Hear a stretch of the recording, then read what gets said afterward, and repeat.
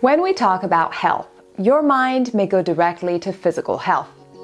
Emotional health, on the other hand, plays a significant part in our overall well-being. It doesn't mean you're happy all the time.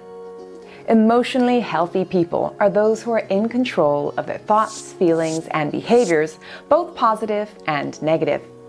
In short, how you react to an unexpected situation shows your emotional resilience. To determine how emotionally healthy you are, you need to understand its characteristics and how we conduct ourselves in relation to them. Self-love. In a world that grows more demanding, stressful, and complex day by day, self-love might be something you are struggling with. Self-love is about building a relationship with our inner self. It's a feeling of admiration for oneself that grows from the actions that support our physical, psychological, and spiritual development. Self-love is defined as having a high regard for one's happiness and well-being. We all have different ways of taking care of ourselves. Therefore, self-love can mean different things to different people.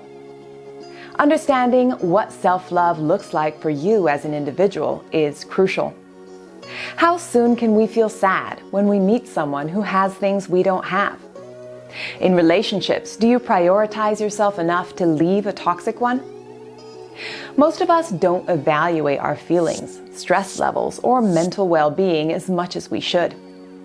One should make a note to check in with themselves at least once every day to keep track of your moods and behaviors.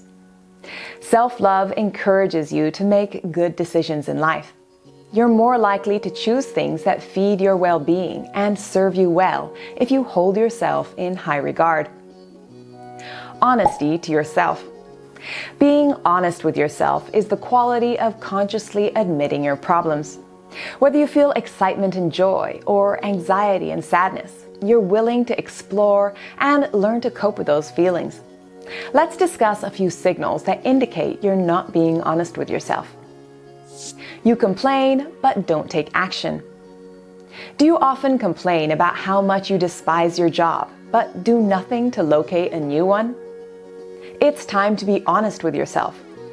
You appreciate the connection and attention that comes from whining, but you haven't made a genuine attempt to improve your condition. You don't take criticism well. Are you open to criticism? Or do you get defensive and angry, or even worse, attack the person giving feedback?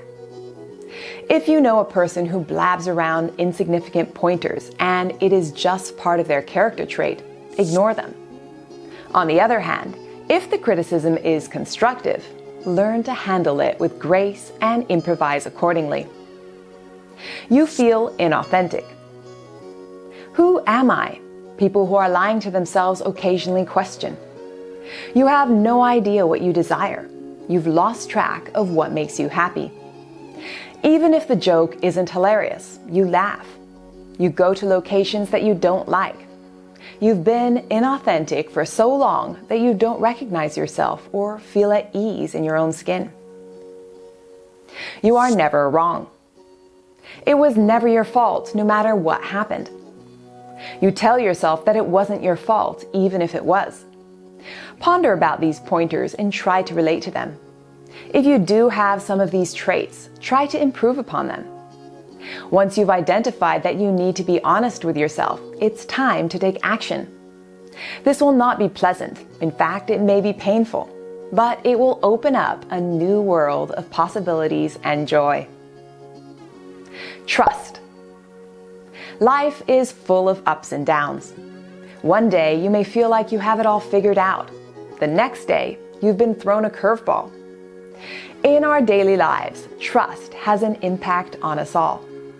In healthy relationships, having trust in yourself and others is essential. But too much or too little trust can be damaging. For instance, we might interrogate our spouses about where they've been, who they've been with, and what they've been doing if we don't have enough trust in them. On the other hand, too much trust leaves us open to getting hurt. Perhaps we put our trust in someone who will deceive us, leave us penniless, or put us in a vulnerable position. These situations can be dangerous as they can lead to sexual or emotional exploitation and abuse. Our capacity to trust should be based on many factors, the crucial ones among them being our personality, early childhood role models and experiences, beliefs and values, culture, self-awareness, and emotional maturity. It's time to seek help if you're worried about your lack of trust. Perhaps you find it difficult to trust individuals and are fearful of being wounded in a relationship. These are symptoms that you have a trust deficiency. It's also crucial to seek help if you have an exceptionally high level of trust, particularly if it's often abused or has been betrayed in the past. Therapists and counselors are educated to assist people in working through their problems and regaining a positive outlook. You'll be on the right track to recovery if you talk to someone about your trust issues.